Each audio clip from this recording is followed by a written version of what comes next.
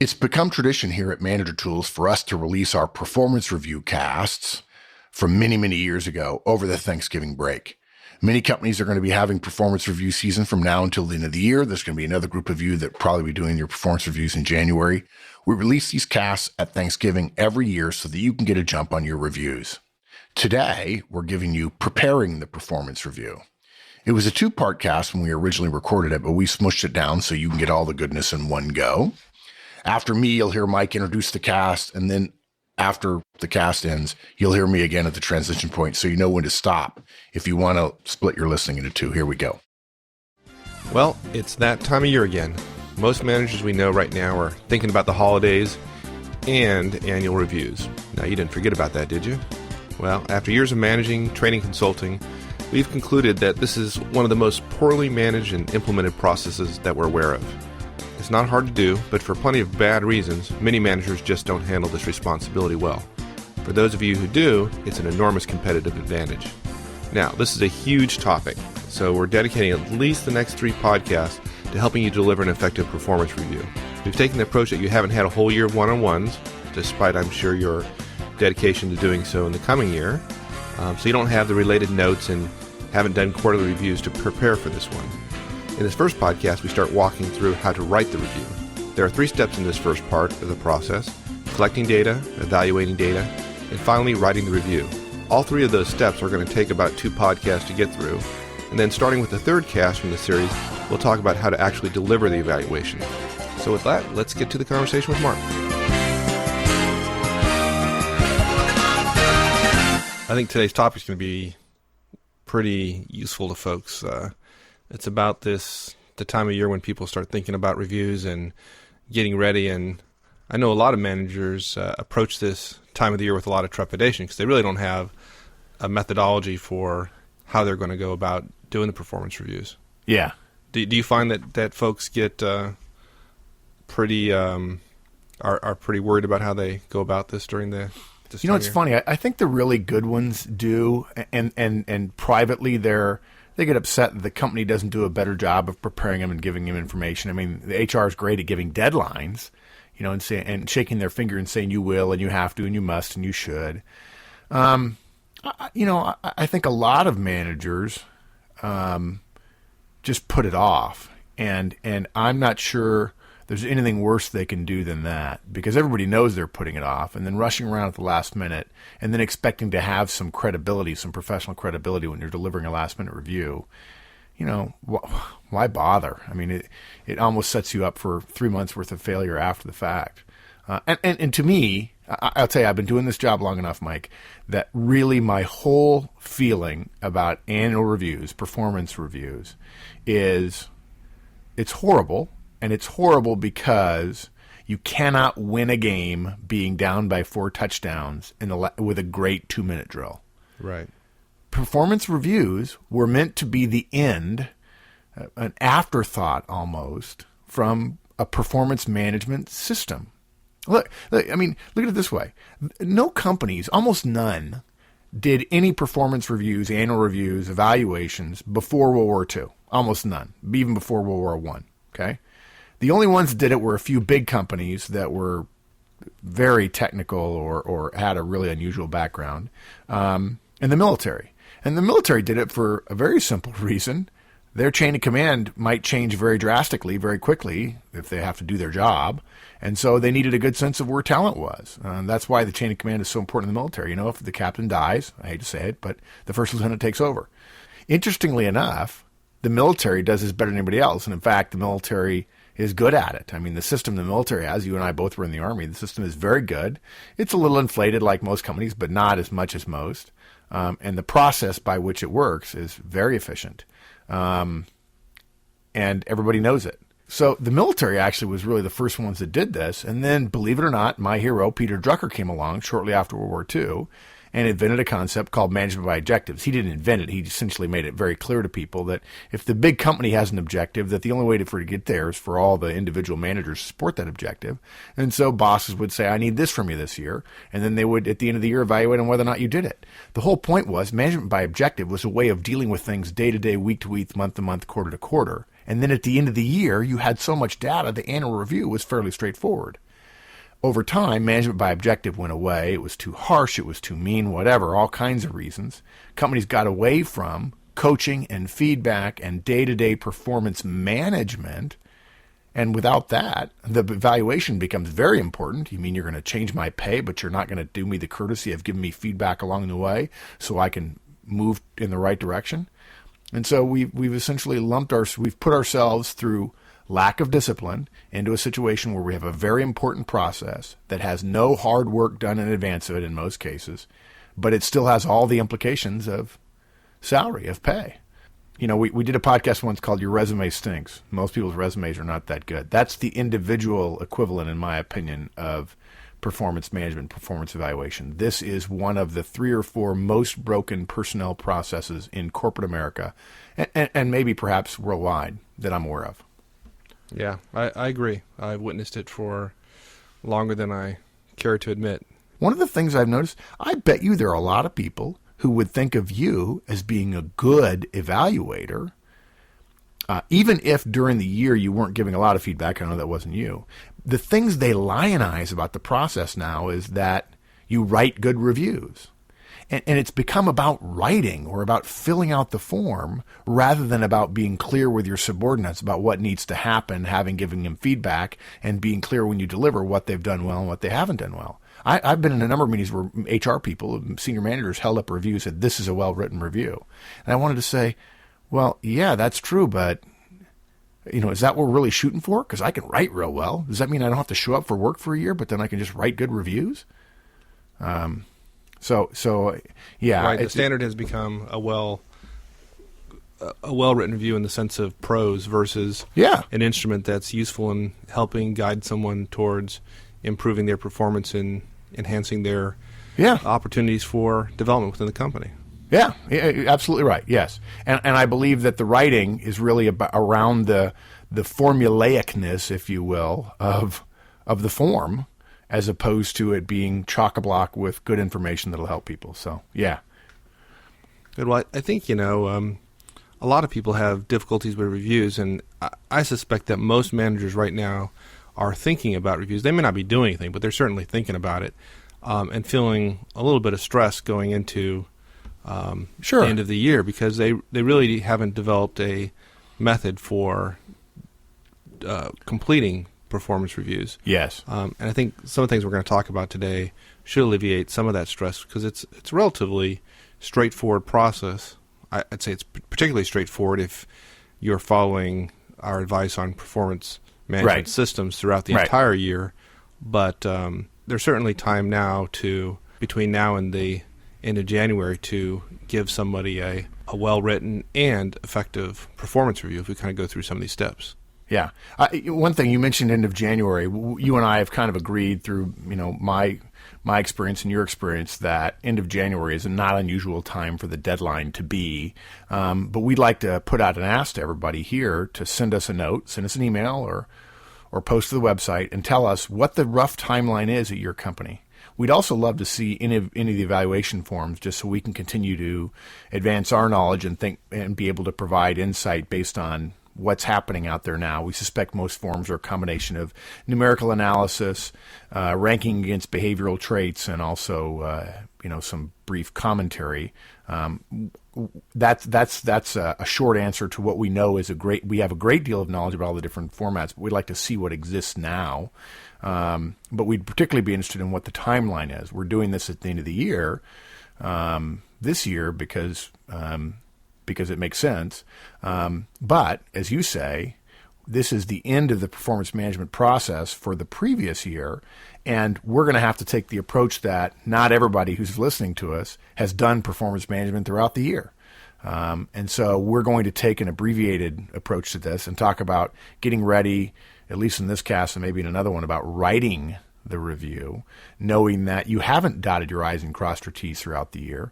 And then we'll remind you at some point in the near future here how you can be more effective in terms of dotting your I's and crossing your T's in the next year so that you'll be ready and writing your review a year from now will be much simpler. All the data will be right in front of you. You won't have to gather it, and you'll be able to come to a conclusion very, very quickly. Yeah. Now, most of our listeners will be listening to this on Monday or Tuesday. Are there any things that they can do today, right now, Yeah. to get this process started? Yeah, there are two things right now you can do that'll make your life easier, that'll put you half a step ahead of a lot of the people. First of all, lock down the location where you're going to do your reviews. Now, obviously, if it's in your office, lucky you, good to go. If it's not going to be in your office, find a space at the company where you can do it. And that means going in and locking down the conference room for a couple of days in order to get everybody through. And that'll make things a little bit easier. The other thing is you're going to be asking each team member to review their own performance. That may surprise you. Maybe your company asked for that, and if that's the case, great. We've got on our website, so you need to go and visit today, a document that you can use as guidance in terms of sending out an email or visiting with your folks in your one-on-one. It's a script or a memo to send out to say, look, I'm going to ask you to review your own performance. So you can ask them to do that now before the Christmas holidays, so you can get it back. So if you have any chance to think about this over the holidays, you'll be well ahead of the game. You don't want people handing it to you right before you deliver your review. You want to get it back in time to consider what they've included in your evaluation of them. So those are two things. Lock down the location and ask your folks for their input to be given back to you within a couple of weeks. Yeah, I've always found, in my personal experience has been that a good deadline for me has been before you go home for the holidays. Yeah. Have this to me. So usually by Christmas time. And, people say, well, what about their performance between Christmas and end of the year? Well, there's not a lot of stuff happening. Yeah, and I would also say you can trust me to consider all of that performance. But it would really help me if you look at the first 50 weeks of the year. I can worry about the other 4%. Those are two things you can do right away. Now, I think isn't our plan, Mike, to really focus on really to break this into two parts. One is writing a review, and then the second part is delivering the review. Yeah, absolutely. The writing is really where the more work you've done in advance, the easier it's going to be. But writing a review, preparing it, going through the steps of preparing a review and then writing it is very different from the actual meeting of delivering it. And so we're going to make a whole separate show or shows around delivering the review and talk about what to say and how to say it and data you need to have there and so on. And when we talk about writing a review, really there are three key steps we have to own, three components of writing a review. And that's collecting the data that you're going to use, evaluating the data, and then, of course, actually writing the review. And we do have some suggestions there. Basically, when it comes to collecting the data, you got to go back through the year and look at whatever you can get your hands on about how the employee did their job. We do have some suggestions. Then you need to evaluate the data, and that means before you start writing, you have to think about the employee's performance. You don't want to get all this data and then immediately start writing, because if you start off in the wrong direction, if you don't pause, you'll end up in the wrong place when you get done. And then lastly, it's important that you write a review that the system will accept and the employee will accept. And so that's the third step, is writing one that you can feel good about. And there are some simple writing techniques, we have a couple of them, that will make filling out those essay portions a lot simpler, that are concise and yet full enough to deliver the information you need to make your point.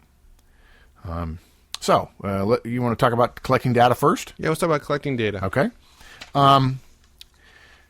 As I mentioned before, we don't have time to teach you all the stuff that you should have been doing but haven't been doing over the past year. We respect that. Everybody's been busy, and you haven't done it. That's fine. This what we're about to deliver is as if you have not done anything in terms of management skills. You don't have anything in front of you. And hopefully this process, as we walk this through, our listeners will see the incredible value of one-on-ones as a bucket where you not only communicate on day-to-day, but if you're keeping good records about one-on-ones, you have the very low-tech but highly powerful one-on-one forms as a repository of incredibly valuable information for collecting review data. So we want to go through, as we collect data, there are 5 sources of information that you need to collect data from. First is the job. Secondly is the job holder, and we'll talk about what that means in just a bit. Then the individual, subtle difference between individual and job holder. Then self-appraisal, we've already talked about that. We're going to ask them to appraise themselves. And lastly, some organizational data. So first, let's talk about job data. Believe it or not, you want to start with the job description. And you want to review it, and you want to ask yourself, first question, is it accurate? And that means, is everything that's on it correct for this person's job? Now, I know what there's some people, Mike, let me ask you something. What do you think that some managers here are listening to this cast right now? Some of our listeners are listening right now and are thinking, okay, get on with it. Get on, tell me about how to write the darn thing. I just want to put a little clutch. You think they're probably doing that? Oh, yeah, absolutely. So I'm going to put a clutch in here, and I'm going to say, folks, this is the process. Take your time. If you want to do well delivering a good review, you've got to put your time in up front. I'm going to be the dark mark for a minute. You've already frittered away most of the year. If you want to continue that, that's fine, but just don't tell anybody when you deliver the review from which you didn't evaluate the job description. Don't tell them we helped you. But review the job description. Is it accurate? Is everything that's on it correct? And then is it complete? Is there something that's not on it that should be on it? And it's likely that some things are not going to be on it. Please don't say it's so horrible that this step is not worth it, because if you don't touch on it and your boss or HR look at it and see places where you disagree with it, that's going to make it harder. Even if you're proven right, it's going to make it harder because they're assuming that you will have looked at the job description. Okay? Now, it's also a good time for you to make a note and say, boy, this is really not that good. I'm going to have to update it. And me and my employee are going to update it. We're going to collaborate on updating in our goal setting session that happens later on. Okay? And if you're saying to yourself, well, we don't have job descriptions here, that's okay. We've got a way for you to simply create one. Doesn't take very long. And this will help you think about the job, because the job is what the person is being compared to. And if you don't have anything to compare them to, then it boils down to just your opinion, and that generally doesn't hold weight, doesn't hold water if HR doesn't like you, if you have a difficult relationship with your boss. You want to have objective things to compare the person's performance to. So 5 simple questions you can ask yourself, and all you have to do is fill in the blanks. The first question is, the reason the company created this job was to blank. Second, the most important ways a person doing this job should spend their time are blank. Don't have to have any formal, big, impressively worded answers. Simple, plain spoken English, or whatever language it is you use. Number 3, the 2 to 3 most important duties of this job are. Number 4, what this job takes to be successful is. And that tends to be more traits and characteristics. And this is my favorite. The simplest, easiest way to see if this job is being done well is blank. Okay? Now remember, that's about what we've just gone through is about the job. Okay? It's not about the team member. We're not asking you to evaluate the team member in this. We're asking you to think about the role that they're in. This would apply if you've got 10 customer service reps or 10 product engineers working for you, whether they work on different products or not. If they have the same job description, you will be doing this for all 10. So this may be, depending upon the types of people you have working for you and the diversity of your team, it might be a short step after you go through it the first time for one of the people on your team. Okay? Yeah, why is this so important, though? I mean, not everybody has them. They've done reviews in the past. Why is the job description so important that we're recommending people spend some time, even if they don't have one and have to create one? Okay, a couple of reasons. First of all, as I mentioned before, if you don't have a job description, if you don't know what you're if there's no standard to which you're comparing this employee, then all it boils down to is your opinion. If this person gets a very good or a very bad review, you don't want to be standing in front of your boss or your boss's boss or HR saying, this is my opinion and I don't have any legitimate standard to compare them to. If in fact there are legitimate reasons, organizational changes, institutional changes, marketplace changes, such that several of the goals you set for them in the previous year they couldn't have achieved because they're outside of their control, or another division changed their plans or what have you, if you don't have any goals to compare them to, no objectives, and there's no standard in terms of their job, in terms of a job description, if there's nothing objective about it, then you're left with your opinion. If they did very well and you want them to get a big raise and it's all your opinion, the person who has the budget is going to say, well, no offense, but you're just a manager or a director or whatever. That's nice, that's your opinion, but we don't have anything to compare their data to. We're going to choose to leave him off as opposed to the person who nailed every single one of these other job description points over in this other division. Or if they did really poorly, you don't want to be in front of HR saying, this is my opinion. And they say, well, but do you have a job description? Well, no, we don't. You guys didn't do it. Well, even though we didn't do it, you really need to compare them to an objective standard. Let's go ahead and wait another year before you write them a difficult review. Let's give them a job description to compare themselves to. Right. So you can only evaluate performance in the context of a specific standard. There you go. I took 2 minutes to say what you said in like 3 seconds. No wonder our podcasts are too long for those morning commutes. Good point. You're absolutely right. You need an objective standard. It gives you so much credibility when you have to stand next to your reviews. And again, the big thing with reviews are either tail of the bell curve, the top and the bottom. You want your top people to get what they deserve, and you want your bottom people, you want the review of the people that are at the bottom end of the spectrum to stand up so that you can have credibility when you put them on step one of counseling or whatever the case might be. You want the organization to stand behind whatever evaluation you give. Okay. So that's the job. You said... Go ahead. Yeah, you said... Well, so you said something about the second source information being the job holder. What's a job holder? That doesn't... Yeah, it's really a bad title. We may want to come up with something different. This is actually the work that the employee did, but it's not. We're not at this point talking about the employee. Okay, we separate the objective data we could gather or behavioral observations from the person. For instance, Mike, when we talk about the feedback model, we don't say you're a bad employee. We said you did X, and here's what happened. What can you do differently? In fact, I think I joked in one of our sessions. I said it's completely okay for you internally to say to yourself, "I love you" or "I care about you," and when you behave this way, here are the bad things that happen. We don't say "bad boy." We say, "Son, I love you, and you need to do this differently." Not implying, again, that employees are kids. They're not. Okay? So we make a distinction between the individual, where we look at their history with the company and their resume, previous reviews. That's past.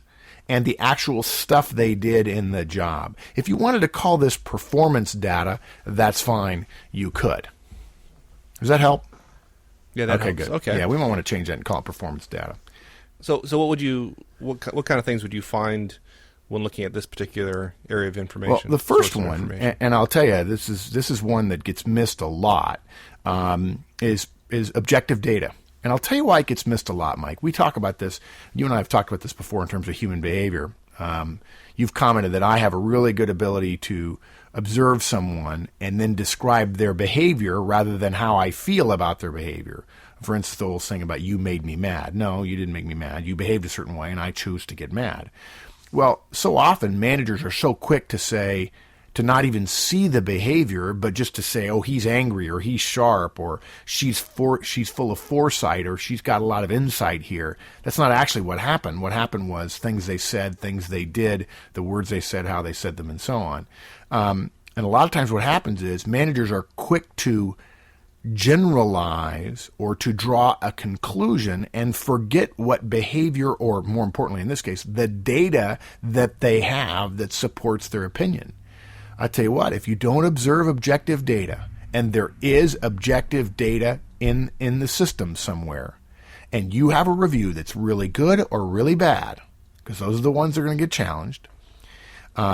If you have a really good or a really bad review, and there is objective data available to you that disagrees with your conclusion, you can expect to have to make a case why you're smarter than the data.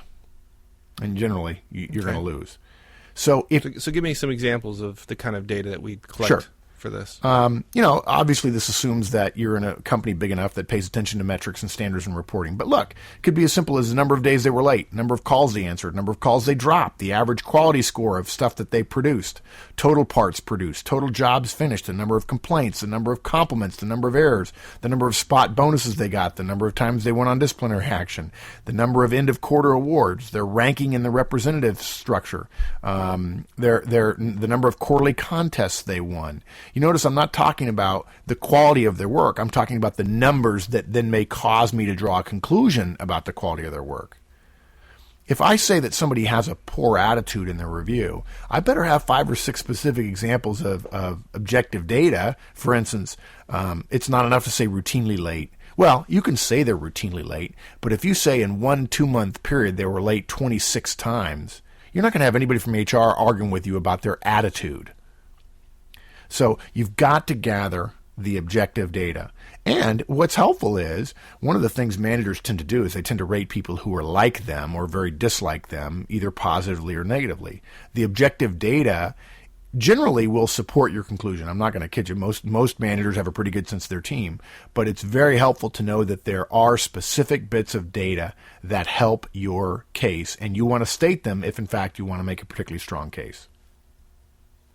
Okay? Okay. All right, good. Now, I'm not saying that those are the only things. There could be hundreds of pieces of objective data. For me, as a consulting firm owner, it'd be the number of clients, the number of revenue, the amount of revenue, the amount of profit, because I have a responsibility for costs, the number of successful hires, the number of days employees have been retained, those kinds of things, different for every job. Certainly budget for managers would be an issue. Okay, next thing, critical incidents. It may be hard if you haven't done it throughout the year, but this is basically an accounting of events which involve the team member, big or small, doesn't necessarily have to be huge. And of course, the problem so often is you can't recall things that are not huge at the end of the year, particularly things that happened in February. It doesn't have to be huge or grand or good or bad, and it can be an incident. It's an incident rather than a bit of data. It could be the handling of the John Smith referral call. It could be the connection between engineering and production on widget number 525. And what you want to do is write down your recollection of that incident. Use whatever system you already have to gather data from, and obviously, again, those one-on-ones with yellow stickies on them. If on Tuesday I'm going to meet with you in our one-on-one, and on the Friday before something happens that I want to remember, I just write myself a yellow sticky and put it down in the one-on-one. I may or may not talk to you about it in the one-on-one. I probably will, but at least at the end of the year, I've got 50 probably one-on-one forms that I can review. See if you can guess where my mind immediately goes to where I can find all those critical incidents. You tell me. Yeah. Email. I mean, what's funny about that, Mike, is that people complain about email, but there it all is. I mean, sometimes it's trivial, the smallness of it, but that's the beauty of it for an annual review, is you've got, in most big companies, typical email load, you've probably got 1,000 emails from your employees. And you can go back to February and you can remember all kinds of things about what was going on in February based on what you're emailing back and forth about. Well, what I used to do, particularly when I had a much larger organization to worry about than I do now, is I used to have and I still do for all my people, I still have an email folder, but I used to have a very specific one that was a subfolder that was specific to their review. And as things occurred throughout the year that I wanted to be reminded about when it came time for reviews, I would file that in that special folder. And so that was the absolute first place I went when I started digging for this kind of information. And I made sure that I was pretty balanced in terms of both good and bad things I put in that folder. Hopefully, our folks have started using rules to sort mail by each of their team members, so that if it comes from Bob and Terry who work for me, there's a mail inbox folder from Bob, and then also one from Terry. And I've seen it, Mike. Now you're a little bit more sophisticated, but I've actually seen managers' faces just get so excited and feel like, oh my gosh, I'm going to be able to give a great review, because they're going through their inbox folders and seeing things that happened in January and February that are so long ago they never dreamed they would remember it. And there it is in black and white, a string of emails back and forth and how they handled it and whether it was good or bad. And quite frankly, sometimes all you need to do is see the first email about a particular situation, and that takes you right back to March, and you're going, oh, I remember that. That turned out really well. He saved my tail on that one. So I've seen the looks on faces, and it's well worth going back through email. It shouldn't be a crutch to keep you from doing one-on-ones and keeping notes in other places, but email is a great place to look. Okay, and the third thing is, and those are incidents we're talking about, and the third thing is actual behavioral observations. We're not talking about performance in terms of results here. We're not talking about an incident, but just anything you see that happens day to day, week to week. Again, unlikely you're going to naturally remember it. And in fact, this is the one, behavioral observations, tend to be the ones that cause you to have the what we call the recency skew, which means anything that happens in November and December tends to get weighted more heavily than things that happen in January or February. That's one of the errors in terms of evaluation that's pretty common among managers.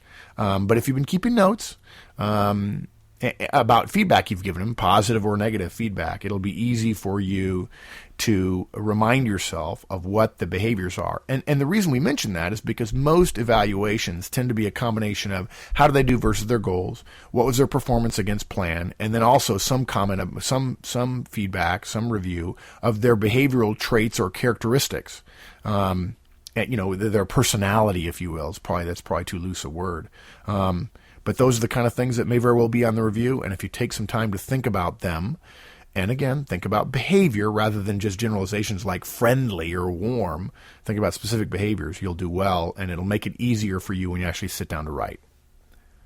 All right, so that's it for job and job holder, and then we got to go to individual data, okay? And this is just a step to remind you to take you back out of the job and their performance, and remember that you're evaluating a person's performance, so that person's background is important. Get data on their history with the company. HR should be able to give you this. And Mike, I got to tell you, I'm amazed at the number of companies that say, hey, we want you to do reviews. Here are the forms. HR's got all this great data, and they don't send the great data down because, that's confidential. Well, I'm about to write a review that's going to go into their confidential file. Can I see the rest of their file so I can write a good review? Also, I think you should review their resume every year. It helps you to see what their career path is, what they've been doing, whether or not there's anything in their background that you're not tapping that might be helpful. We sometimes get so focused down in the weeds on the day-to-day, week-to-week, month-to-month, and project-based stuff and person's role within that project that we forget to think more broadly about them and their skills and how they might be able to be effective for the organization.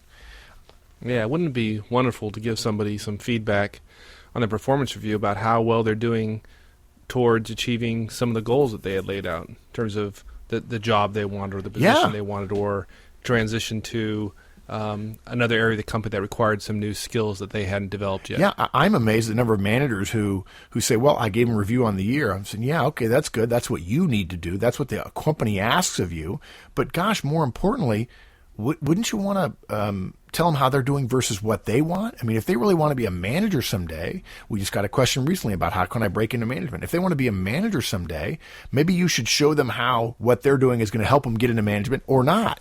They may have done everything they're supposed to do during the year, but if you didn't know they wanted to get into management, you may not get as much energy delivered towards you next year. So, yeah. And really, if all you do is focus on goals and objectives, you've got too narrow a focus, because it means that all you do is manage them year to year rather than over the lifetime of their experience with the organization. Any changes in behavior and performance? I mean, if in the previous year they achieved every single one of their goals and objectives, and the year before that they achieved every single one of their goals and objectives, and this is the first year they haven't, maybe it's not them. Maybe it's you. Maybe it's the role they're in. If they're in a new role, they were in a role previously, and now they're in a new role and they're struggling a little bit, you may have to spend more time with them, and you didn't realize that.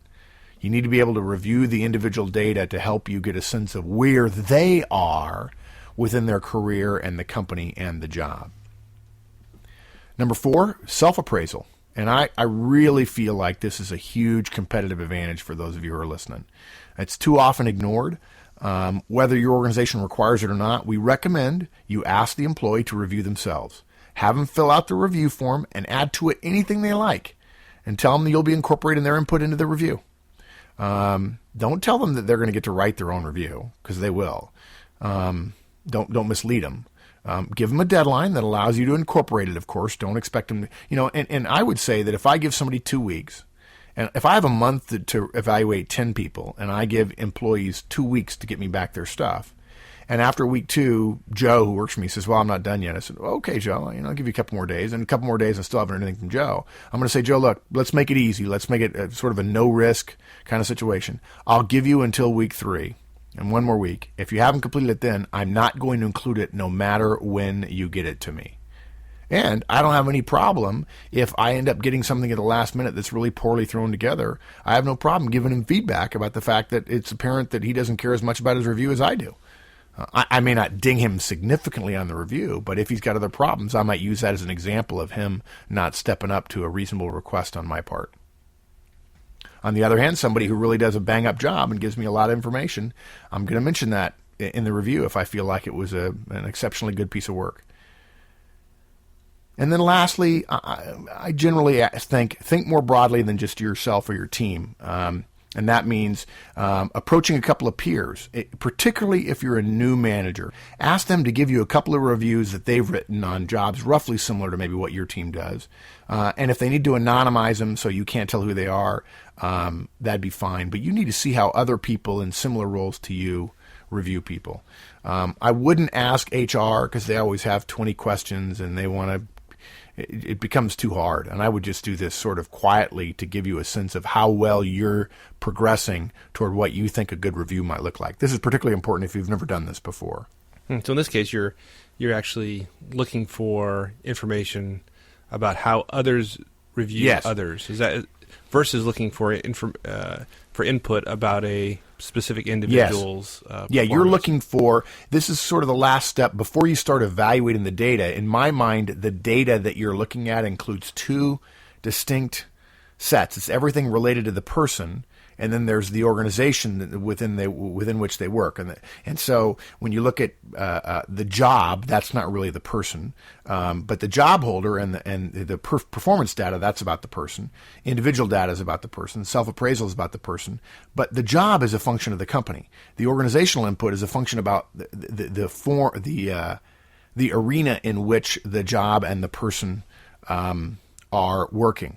And it helps to know systemically or systematically how it is the organization works. Now, if you've done this 3 or 4 years in a row, you probably don't need to know how your peers are evaluating. But I think if you are an experienced manager, you ought to be sharing data with those who are fairly new. In fact, it'd be great if some of you are listening, if you've been doing your job for a while, go to some of the new managers and say, hey, listen, I'd like to help you out. I've taken out all the personal information. I thought you might like to see the last year HR said these were particularly good. And maybe this will help you write your reviews.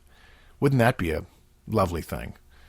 Well, before we get into, I think the next area we're going to talk about is evaluating data. But before we get into that, it occurred to me we didn't talk any in the collecting data section about other sources of information. For example, collecting data about the job holder going to the individual's customer, say they serve a particular customer within the organization, or going to their peers, or going outside of your direct knowledge of the individual's performance. Is that something worthy of Yes, considering? absolutely. You and I, we always struggle against the form we're delivering and how much time we have and so on. I absolutely agree that would be good. I in my head, Mike, I'm not saying this is the way to do it, but in my head, I kind of lump that into the objective data and the critical incidents. But you're right, we should add. It may be that you have to reach out to get some of that information. I'm a little bit cautious in just this form to suggest that people ask peers of the employee for input.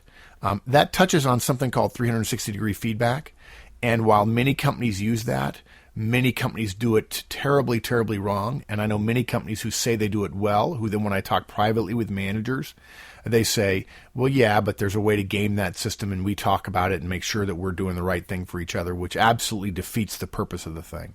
So other than, I'm not saying some managers can't do it and do it well. I would probably reserve that for knowledge of the particular manager and the particular situation. I absolutely agree, though, if they've got a customer or if they're serving somebody internal in the organization and I can get information from them around objective data or critical incidents or behavioral observations, I'm absolutely going to be all over that. That's another source for that job holder or performance data that is so important, and I agree. You're dead on right with that. Yeah, and I suspect in today's business climate that's required more and more, where folks are matrixed out in various different capacities, and they're actually, even though there's a functional manager responsible for writing the review, there are a number of other supervisors or managers out there that are going to want to have some input into the person's review. And what's funny about that is that everybody talks about the matrix and, well, it's a good plan, and we've got a functional relationship and they've got a customer, and so I want to hear from the customer. And you send an email asking the customer for input, you don't hear anything back. You send another email, nothing back. Or he's doing fine. But then when there's a problem, they want to scream bloody murder that, well, I wish I could get better people and so on. Like, hey, if you're not going to help me be part of the solution, you're part of the problem. I wish I weren't so cynical about that. Yeah, I won't say I've ever used that technique. Okay, so now that's the 5 sources of data in terms of collecting data. And, we'd love to spend 2 hours on that. There's a lot more to talk about, but it depends a great deal on the individual. It depends a great deal on the company and so on. And I'm sure somebody's going to write us a note and saying, well, that doesn't really work for me. And we'll say, okay, you're probably right. We can't cover every single wharf on the waterfront, but we do our best. That was part 1 of preparing the performance review. I hope you've been taking notes. And if not, a license to our work will get you the show notes, which are pretty great. Since we created these casts, we've created a lot more guidance on performance reviews. So if your question didn't seem to be covered, go to our website, type in performance in the search bar, and it will list podcasts for you that address that. Now, here's part 2. The next step is evaluating the data you've gathered. And we feel this is even harder because it's really, again, it depends on the company and the role and so on. But there are 3 steps we do suggest everybody go through before you actually write and fill out the form. And I will tell you that if you do these well, these are ones you'll remember as being most helpful. You got a big pile of data in front of you, and the first thing, as you've been gathering the data, as you're thinking about it, what does this mean for Joe, this guy I'm evaluating? What does it mean for Terry? What does it mean for Jane? The first thing is begin with the end in mind, just like Stephen Covey says. Lay everything you've got down and ask yourself, what is the core message that I want to send to this person? What is the one thing I wanted to learn from this evaluation? What do I not want him to miss? And then don't lose sight of that idea as you evaluate, as you continue to evaluate and you write. Make sure that message comes through. Now, I'm not suggesting that means that's the only message. You don't want to say, well, I want to send a message that he's good, so therefore I'm going to take out everything that's bad. No, that's not it at all. There's both going to be good and bad in probably every evaluation. But so often what happens is we go through each part of the form as we rush to write. We go through each part of the form, and then when we get done, we're kind of like, oh, what does that say? Well, each part is right, but the overall intent or the overall message is very muddied. And I found it's very, very helpful when you're actually delivering the review to have a clear upfront paragraph or 2 that describes what the key takeaway should be of the meeting that you're having. And I tell you, if you do not tell people what your key message or takeaway is, they won't get it. Quite frankly, when you deliver a review, the only thing you can be sure of, well, it's a little pop quiz, Mike. What is the one piece of information that everybody can be sure, every manager can be sure the employee gets in an annual or in a performance review? Mike, forget about the form, forget about the review for a minute. Think about the meeting you have with the employee, the words you say, what they're coming in to hear from you, what they're hoping to find out. When they get done with the meeting, what is the one thing you tell them that they will not forget? Their raise, their merit increase, or whatever Absolutely you call right. it. And if you're not careful, that's what they'll remember. And if you don't have a clear message about the performance, particularly when the raises are smaller or the buckets are narrowly defined between top performer and middle performer or almost top performer, and there's a 7% raise or a 3% raise or a 6% raise, if you're not very clear about what your message is, they'll spend all their emotional energy thinking about, did I get a 6 or did I get a 7% raise? And why did I get a 6? And boy, can't he see that I nearly killed myself this year for him. I think I deserve a 7. Yeah, or give them a 1%. They'll remember that too. Oh, they'll remember that one. Yeah. Okay, so that's the first thing. Begin with the end in mind. Sketch yourself some notes as you're looking at the data. What is the key message I want to get across? And make sure you don't lose that, to include a prefatory paragraph or 2 in the meeting itself where you talk about what the message is. Second thing, good idea to remind yourself of common evaluation errors as you evaluate the data before you put pen to paper. There are many of them that psychologists can talk to you about, 6 or 7 or 8 that are sort of semi-famous, and maybe in a longer podcast we'll talk about all those things. But we believe the 2 that are most common are, first, the halo effect, or its opposite, the horns effect. That's one. And that just simply means you like or dislike the person in general, and then you generalize to every part of their performance based on that one perception. a good example might be, you like me working for you. I tend to be pretty smart and pretty aggressive, and so therefore overall I do real well. And that causes you to overlook the fact that I can be abrasive at times with some of my coworkers, and that needs to be included as a developmental opportunity for me. So that would be a halo effect, giving a skew to my evaluation. The other effect that I think is very important is the similar to me effect. And basically, if someone resembles you, and I'm not just talking about appearance, I'm not going toward race or gender here, but if they're similar to you in drive or personality or desires or career path or background, this gets layered over their whole evaluation, and they tend to do better on the evaluation than they should. And the opposite is true as well. That person has a very different background than me. They tend to think differently than me, so therefore they're not going to do as well overall. There is very little evidence that race plays any factor in evaluations. It's very, very, very slight based on a study a number of years ago, but it was not statistically significant. There's very little evidence that gender plays any difference, makes any difference in evaluations. About the only thing that tends to be systematically proven in evaluations is that younger managers, newer managers tend to be tougher than more senior managers, more seasoned managers, if you will. That's about the only bias in terms of broad biases and those kind of things that tend to be true. But individual common evaluation errors are the two that are biggest, I think, for most managers, are the halo effect and similar to me effect. So just take a moment and think about that. And if you look, and this leads to a final point, which is when you're done evaluating everybody, you should look at where everybody ranks, and put them on a bell curve, if you will, and who's my top person, who's my bottom person, who's in the middle, and so on. And then look and see when you cut it up by race and by gender and by age and by background and by personality, make sure there's no trends that stand out too obviously. If all the people who are friendly and outgoing tend to be at the top, but the data suggest in terms of numbers and the objective data are spread pretty evenly, you may be guilty of a similar to me effect, and you want to be cautious about that. And that's really the third point we want to make, is a distribution analysis. See how they fit and in terms of a distribution and bell curve analysis. And believe it or not, keep in mind that a majority of your team is likely to be in the middle of the bell curve, because that's the way bell curves are structured. I know every manager tells me all the time, Mike, I kid you not, I talked to one manager a couple of years ago at a very large company who told me, Mark, the worst person on my team is better than the best person on any team. That's how loyal I am to my people. And I said, well, unfortunately, your loyalty is not what's being evaluated on this form. It's better to reduce any skew that you have now and let the data drive your evaluation. And then if you feel like there's a misunderstanding or it's really not accurate, then go back and mine the data again to see if you can justify a higher ranking for somebody if you need it.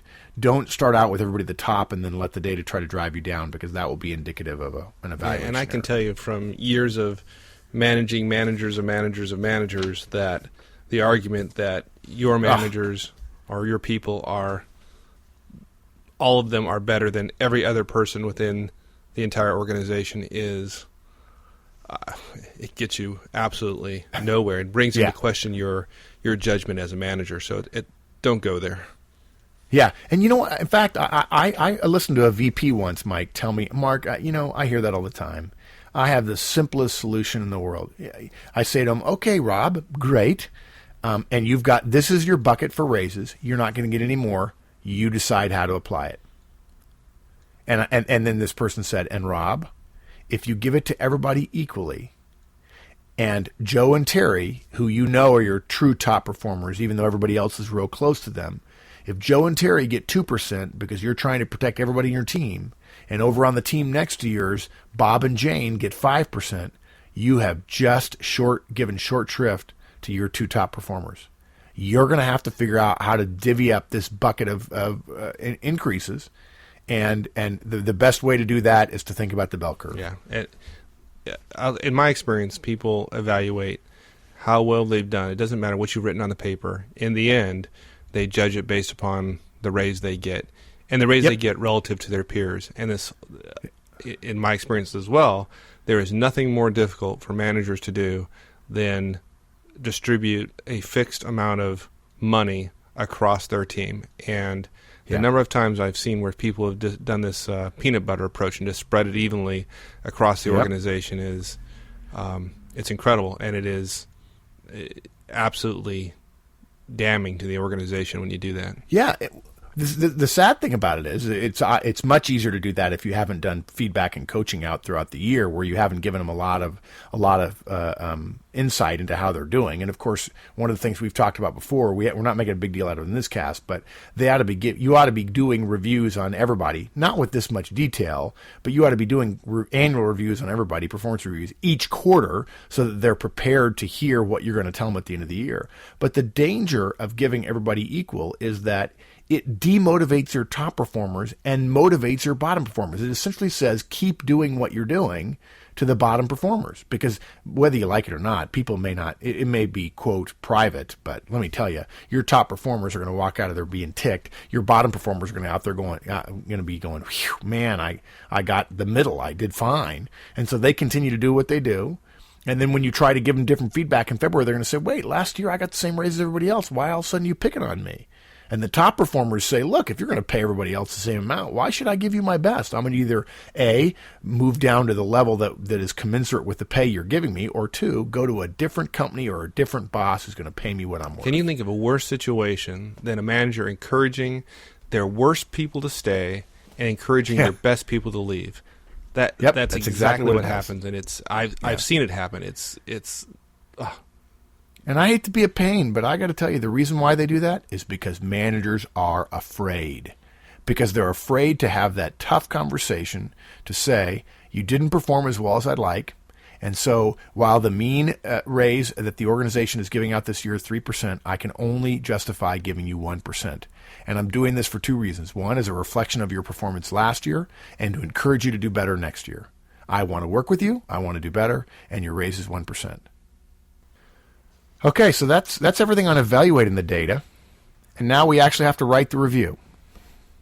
And we apologize. We don't have everybody's review forms to give you individual guidance. Although, when I consult with companies and we start talking about improving performance, one of the things I ask for is, let me see your annual review so that I can be talking about that throughout the year and coaching managers on how to talk about it so that we're delivering a consistent message. There are some things you can do to be more effective, even in a largely generic sense. And the primary thing is, the key point to keep in mind when you're writing a review, when you're actually filling out the form, whatever form it is, and you're making your case on that form, is determine what information you have best conveys the core message that you came up with when you were evaluating the data. Now, that's likely to be a combination of behaviors and their results against goals and performance against goals. Behaviors aren't exactly performance. Performance is sort of aggregated behavior, and results is aggregated performance, if you will. Again, I want to go back. This isn't to suggest that if performance is poor, you're only going to put bad examples go on the review. But the key is, does the preponderance of the information on the form support your core message or key point? And this is a neat tip for a lot of managers. Keep in mind that you can't address everything that happened in the past year on the form, so you'll want to have all the data you collected with you in the review meeting to be able to elaborate in any area if you get pushback or people want to know more. More data is better, even if it's not on the form. So if somebody challenges you, you can say, well, that's the example I put on the form, but I actually have 6 more here, Joe, that'll tell you really where I think you stood. And I think if you put all these together, it'll give you a clear sense why I said what I did in terms of your ranking in that particular area. Now, there are 2 writing techniques that, believe it or not, Mike, when I first suggested these to a manager, she said, that's the neatest thing I ever heard when it came to writing an evaluation. And I just kind of taken it for granted because I learned it from a great boss I had. But we're going to share 2 points, and we're assuming that your review form is some combination of numerical ranking or a scoring system, plus some opportunity for written comments, usually not long essays, but some brief period where you get to elaborate upon a numerical ranking. And usually the guidance is, if you give a very high ranking or a very low ranking, you're expected to give good data, so good information, good commentary to support those rankings. And I know a lot of managers who actually put a lot of people in the center of the form simply because that means they don't have to write a lot. Oh. That's not a good reason to do so, although generally in a bell curve situation, it would not be unusual for there to be a lot of average performances against task, and that's fine. So in those cases where some short amount of elaboration is required, we suggest you use one of these two techniques depending upon how much room you have and how important the point is that you want to make. The first technique is called the SEER technique, S-E-E-R, and it's generally used in the places where you have more room, and it's probably better if you want to make a more important point. I generally try to use this one first, and then if I don't have room, I tend to go to the second technique called the SumX technique. So the SEER technique, it stands for, SEER, S-E-E-R, stands for summarize, elaborate, example, restate. So, for instance, Bob is my best customer service rep. He consistently exceeds every customer service rep standard in the company. He recently saved a difficult call after 3 other reps had failed to do so. He's an example we ought to put on training videos. So let's go back over that. Bob is my best customer service rep. That's a summary. He consistently exceeds every standard that the company puts on customer service reps. Okay, that's an elaboration. An example, he recently saved a difficult call after 3 other reps had failed to do so. And then a restatement. He's an example we got to put on every training video. Or if you want to be even more blunt on the restatement, Bob is my best customer service rep. Period. That's it. 4 sentences. Okay? If you need you have a little bit less room, or it's not quite as important point, then you use what's called the SumX method, which is essentially summarize and then give an example. And it's 2 sentences long. In the first sentence, summarize the behavior, and the second, give an example. So this would be as simple as, Bob is my best customer service rep. Recently, he saved a difficult call despite 3 other reps not being able to. Period. There it is. I will tell you that one of the neat techniques, writing techniques, this is an actual writing skill, one of the best ways to reduce the chances that people will disagree with your writing is to write short declarative sentences. And that means avoiding commas, avoiding ands, avoiding semicolons and colons and howevers. The less commas you use in your review, the less other people will misunderstand, and the more likely your review will get the point across that you want to, and it will also pass muster with the organization and with HR. Good writers hate commas, and good writing usually is considered good because it's clear. Commas tend to make people less concise, and I've actually seen plenty of times where all I did was exchange comma with a period, and that's all you need to do. It's simple, pretty simple. Good. Now, again, there are 1,000 different ways to do forms. I mean, depending upon the form, and so we'd love to give you more guidance, but it just depends on your particular form. Again, now you're going back. You want to overall think about whether or not your core message is accurate and whether you've supported it with enough data. If for some reason, as you look to the end of your form and you say, gosh, I'm just really not sure about what my final rating should be. Does this form support the final rating? Highly exceeds or usually exceeds or sometimes exceeds or meets expectations, whatever the case might be. If you feel like you're not really certain if a final rating is called for, a neat technique that I've seen some really savvy managers, particularly technical managers, use is to use a weighting factor when you look at the criteria that you're using. Let's say there are 7 criteria, and then at the end there is, okay, tell them where they fit on the scale of doesn't meet expectations, usually meets, exceeds, far exceeds, something like that. If there are 7 criteria that are not weighted, in other words, they don't give you a formula to multiply part 1 by and part 2 by, then put your own weighting on them in order to see whether or not you're really justifying the far exceeds or the usually exceeds or the often exceeds. So if you've got 7, maybe you look and you say 2 of those really are the ones I feel are most powerful. Well, okay, weight those more heavily and take all 7 and start off with, say, each one getting 15% of the total, which is close to 100%, and then add some to the ones you feel most important about and take some away from some of the others.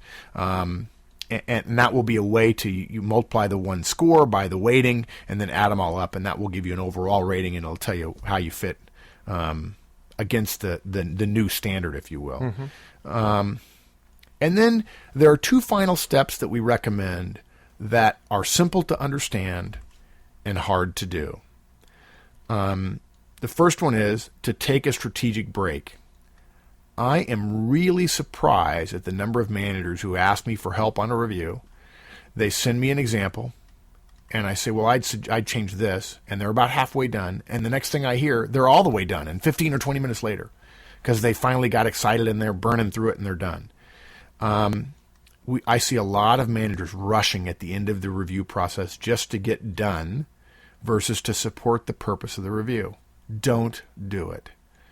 Schedule time now, before the deadline of when you have to deliver these reviews, to take a strategic break. A weekend is great. Don't work on weekends. Don't stay busy all week at work. Your January is probably relatively unscheduled right now. Don't fill up your time with stuff on during the week in January and then spend your weekends being miserable and making your families miserable by putting it off and rushing at the last minute to get done by Sunday so you can deliver something on Monday. Schedule time now during the holidays, not when you're off with your family. When you're off, you should be off and not working.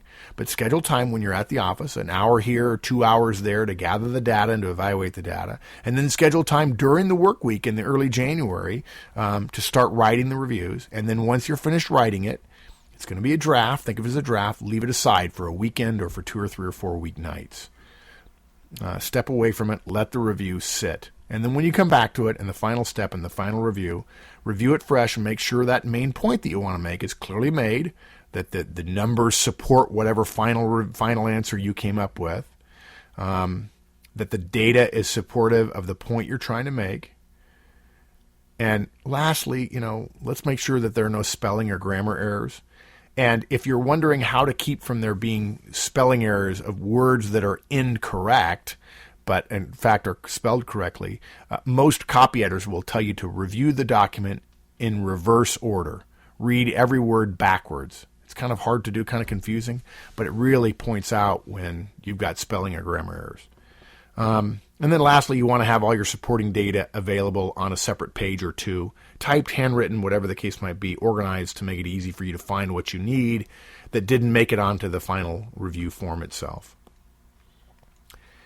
And, I think we've probably spent about an hour talking about this, Mike, but that essentially is those are the steps. You've got to gather the data, collect the data, you got to evaluate it, and you got to write the review. And then, of course, the next step is to deliver it, but we're going to save that for another set of podcasts. Great. Super. And let me ask you a question, though, before we go. Sure. Yeah. How about using performance software? There's software you can buy out there to help you perform performance reviews. What do you think about the use of those tools, and when might it be appropriate, and when would it not be appropriate to use something like that? Well, I know you've used it, or you certainly know more about them than I do. I've seen them used a couple times. I've never used them myself. Part of the reason for mine is I'm not necessarily the best person to ask, because I like writing, and I'd prefer not to let a machine write for me.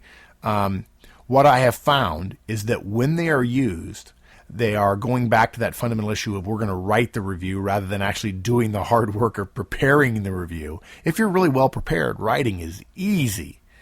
So I generally don't recommend it because people use it as a crutch, coming up with good words and phrases, adjectives and adverbs that are powerful. But I'm not going to say to a manager, if you've got all your data together and you're just not a great writer, you're really struggling with writing, I don't think they'd be a bad idea. I just don't think they can make you a great reviewer if you haven't done your homework, collected the data, evaluated the data, and know exactly why you want to send John this message and Terry that message. You can't make a great review just by writing it well. You might impress somebody in HR. So would I rule them out of hand? No. In fact, for the right manager, I would say it'd be great. But not every manager is the right manager to be using them. Yeah, I'm not. I've used them in the past. Matter of fact, one particular year, that was how the entire organization did reviews, and it was more of filling in the blanks than it was using it to generate the text. It was useful in the sense of formatting the review and printing out the final document. Sure. That was pretty nice. In terms of use, in terms of generating the text, I'm kind kind of mixed. In some cases, it was useful to give you a structure for. I think it was very similar to like the SEER technique that you talked about, right? In that it would kind of generate something in that form, and then you end up doing quite a bit of extensive editing. And in the end, I'm not sure it saved any time at all. Although, if somebody simply had the SEER technique, I think they would have been just as far down the path and probably saved a lot of time and created something more effective in the end. Well, I'll tell you, if I can, if we have time, this may end up on the cutting room floor, but I'll tell you how I came up with the SEER technique, and then I've essentially adopted somebody else's SumX method because people said they didn't want to write 4 sentences. I started reviewing a bunch of managers' evaluations, and I realized that what they were trying to do in a very small space was tell a story. Look, I mean, I love stories. Stories are how we learn. It's an important part of our culture, but it's not. But reviews are not a place to tell a story. They literally would start at the beginning, right? And they would say, well, back in March. And I'm like, wow, there's back in March are 3 words we don't have time for in a 1/4-inch vertical space on a review form. And so I had this flash of what other times am I asked by clients to teach them to communicate more concisely when a whole story may not be effective. And what hit me on the head was the SEER technique is actually originally comes from how to answer questions if you've given a speech or if you're talking to the media. It's a way of structuring your answer that's clear and crisp rather than telling a story and getting a reporter irritated that you're not answering their question. You've almost said, I don't want to tell you what you want to know. I want to tell you what I want you to know. And the SEER techniques makes it crisp and easy and fast, and yet it definitely delivers on the question. And so that I essentially adopted the SEER technique for this. And the SumX is just a sort of a slimmed down version of the SEER technique. Okay. And usually what it boils down, good writing, really, really good writing is incredibly concise. There's a famous story about the 2 poets that were writing letters to each other. I'm sure somebody will write in and tell us who they were. One of them may have been Elizabeth Barrett Browning. And the note, at the end of the note, one said, I'm sorry I wrote so long. I would have written you a shorter letter had I more time. Because a good writer would figure out a way to cut out the extra words and get rid of commas and be more declarative and more simple. So if you find yourself writing too long, jump on the SEER technique or the SumX technique, and that will crisp up your writing and get rid of the commas. Good. Talk to me a little bit about the balance between creating an objective review against some specific, well-defined performance measures versus a relative performance review, i.e. performance of the individual relative to their peers in a similar position. A lot of folks run into this kind of dilemma where if they were to be objective, the individual would get a less than average review, in the sense that there's a lot of organizations where reviews are pretty what's the word I'm looking for? Inflated. Yeah. And if you were to give, and you as a more careful manager were to give an objective review, you would in fact end up hurting a good performer. Yeah. Okay. That's an answer we could talk about for probably half an hour. I'll give you kind of a high level. At some point here, I'm going to tell you what I'm going to do, but I don't recommend everybody do that. One school of thought would be you would essentially accept whatever natural inflation the company does, and you'll essentially write a review that goes to that, and you're essentially protecting your employee. And the review is everybody in HR and your boss likes it, and it fits and it's correct. While secretly you all know that probably you're not being as strongly positive about your top performers, and you're probably not being as strongly negative on your bottom performers. Okay, that's the necessary. The inflated systems not only help people at the bottom, they hurt people at the top because there's not a lot of room for them to be distinguished from people in the middle or the bottom of the evaluation. Yeah. Okay. So one school of thought is you just write to the system, and it's not, I guess it's what you call relative, in that you're writing relative to everybody else. Okay, I find that egregious but acceptable. Another technique, the other end of the spectrum, is to say, to heck with the system. I'm going to write absolutely objective evaluations. And I'm going to spread my team out if, in fact, they deserve to be spread out. And usually most teams do. No matter how good a manager I am, I've had good performers and bad performers. And I'm going to be very direct about it. I'm prepared a little bit, more than most, I'm certain, to poke my finger in the eye of the organization that says, well, we really can't give somebody that evaluation. Now, the reason I do that is because I've spent the last year gathering hordes of data that nobody else has. I've got all my one-on-one forms. I've got all the emails that I've sent categorized, printed out in a form that's I've probably got a file 2 inches thick, and I'm going to bury HR in data.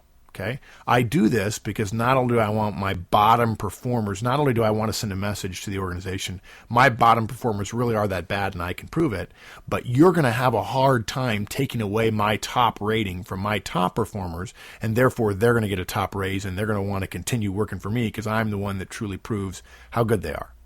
Okay, now, all that said, I don't recommend the vast majority of managers do that because they usually don't have the data to support it, and they end up caving and accepting whatever HR or their boss wants. And look, if your evaluations don't fit into the larger bell curve, if you will, or the rankings that your boss has to produce, your boss will tell you change them, period. And I'm not suggesting anybody get fired over writing an annual review.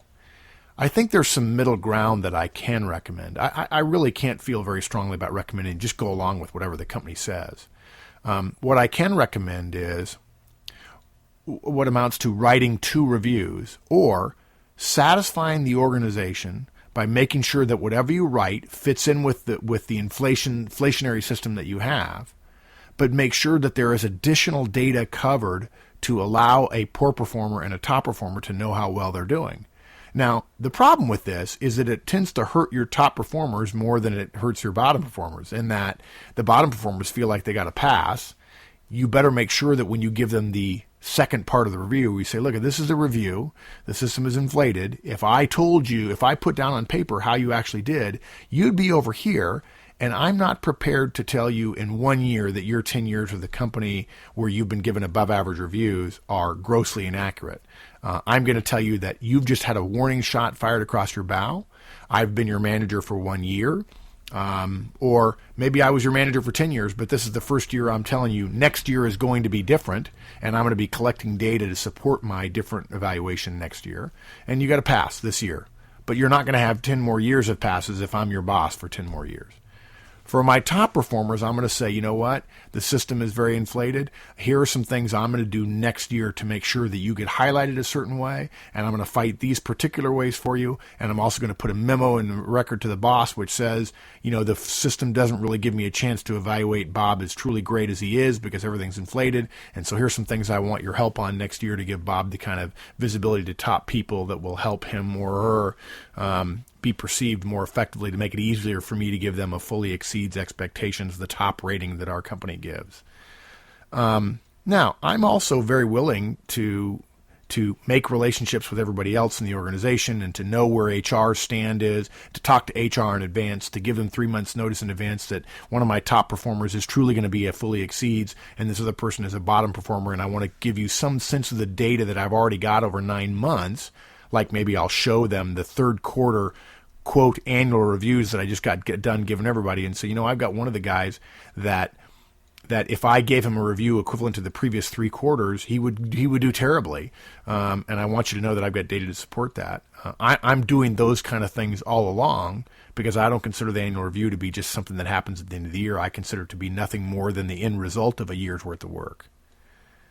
Is that? I mean, I know that's kind of a long answer. Did I? Yeah, no, that makes a lot of sense. My experience is and my question was really more directed toward making sure that your top people get an accurate performance review in the sense of they understand what they need to work on the following year, but doing it in a manner such that they don't get unfairly punished by the system because it's not, quote unquote, a perfect review. Yeah, in that case where I've got a top performer who, you know, he's clearly doing well, and I think there's a chance that he could get the top possible number, but if I truly evaluating objectively, I might take him off of that, and that would be like the kiss of death if the system is that inflated. Then the last thing I want to do is going to hurt my top performers. I might take a different approach to one of my bottom performers. and it just depends on the system and how inflated it is and so on. But the last thing I'm going to do is say to myself, I can't irritate anyone, or, I have to take care of everyone, so therefore I won't irritate anyone. The people I'm most interested in taking care of is my top performers. My bottom performers, the top 20% of my staff tend to do 80% of my work, like it or not. If I get in trouble with my bottom performers a little bit, I'm okay with that. I don't want to be in trouble with my top performers. In my 25 years of doing this or whatever, I've never lost any sleep about the effects of an objective evaluation on my bottom performers. That's never bothered me. And clearly, my bottom performers, I want to encourage them to seek other forms of employment. So that's frankly never bothered me. It's when we talked earlier. When we talked earlier about this, I had a thought.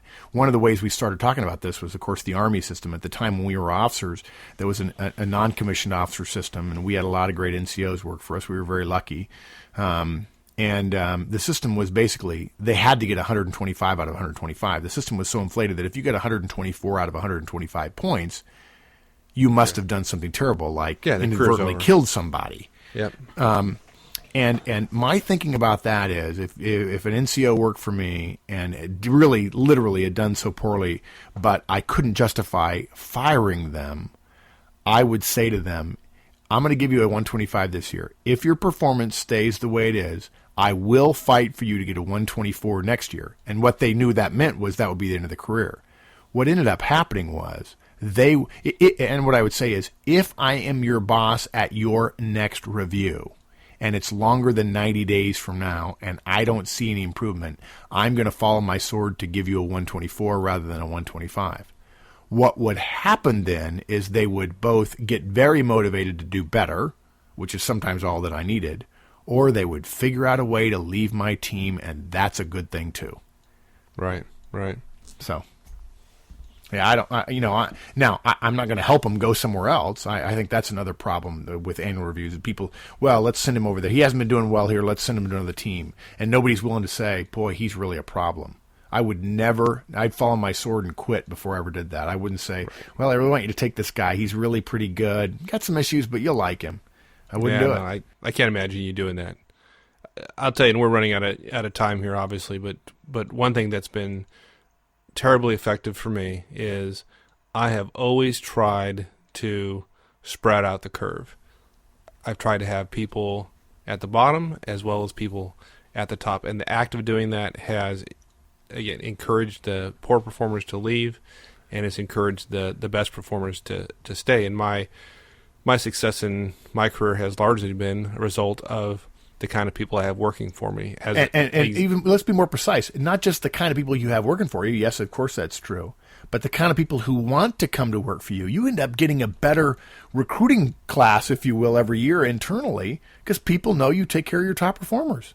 Yeah, absolutely. There was a period for a couple years or so in my old information technology job that it was, I think it's pretty safe to say that folks thought that if you wanted to get promoted to a director, if you wanted to be an executive in the company, then you'd go to work for Mike. Yeah. And the reason being is, in the previous 2 years, the only folks that got promoted to the executive ranks came out of my organization. Yep. And I will tell you that those folks absolutely deserved it. It wasn't a matter of my persuasive abilities to get them promoted, but it was a result of what you just said, which is you get people promoted, then the best people are going to want to come work for you. The only way to maintain credibility, by the way, in terms of getting your best people promoted, is you have to highlight the worst performers as well. You can't put everybody up into the top quartile. It doesn't work. I remember working for you years ago when you were a client of mine, when we first started this whole discussion about manager tools and leader tools and so on. I remember saying to you once, you have got some superstars working for you. And people really hadn't officially noticed it yet. The promotions hadn't yet quite occurred. That happened a little bit later. And you just kind of raise your eyebrows to say, oh, yeah, you noticed, man. I got some good people working for me. And you said, look, you told me, I remember very clearly, you said, look, if you ever need 2 hours of my time for us to just go noodle about things, I can do it. And that was one of the first times that an executive director or senior person in an organization ever said that. And the reason why is because you had great people working for you, and you didn't need to be in their shorts all the time managing their work because they were so good they were doing it themselves. That was a life great, was it was a good. true moment of executive knowledge. That's good. All righty. Well, we've I suspect we'll have broken this up into 2 podcasts because of the length, but it's good stuff. It's a big topic and an incredibly important topic. So thanks for sharing this with us. This is great stuff, and I hope this gives folks some information to think about over the holidays as they prepare for their reviews coming up. We really, if you do this well this year, it will catapult you next year. You'll change your relationship subtly with your folks, and it will remind you how important it is to gather data throughout the year and do the reviews quarterly, so that next year, this time, you don't even need to review this podcast because you're all over it. Absolutely. And we're going to come back at the beginning of this coming year and talk about performance management systems in a much broader context, so that when you get to this point next year, you'll be golden. Yep. All right. Thanks, my friend. All right. See ya. Bye. Bye. All right, everyone. That's it for today, and thanks for joining us. I'd like to send some thanks and appreciation to those folks who've cared to leave us feedback on the website. We always appreciate that. We've got a couple people who've left us comments on the audio voice line as well, so we're going to be sure to include that in one of these podcasts when we get to a subject that doesn't quite take up all the allotted time. We try to get these things done in 30 minutes, and if you've been with us for any great length of time, we're fairly poor at reaching that objective, probably closer to 40. So we won't add these audio comments to that. In the meantime, enjoy the holidays, and we'll see you again next week. See y'all.